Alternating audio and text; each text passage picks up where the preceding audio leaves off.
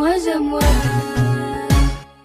بصوت أطفالنا نبعث رسالة لإعلامنا عن حالنا نحكي حكايات. بصوت أطفالنا نبعث رسالة لإعلامنا عن حالنا نحكي حكايات. يا ليت تسمع صوتي ومطلبي، يا ليت أعرف بصوتك حقي وصل لما تمنيت. يا ليت تسمع صوتي ومطلبي، يا ليت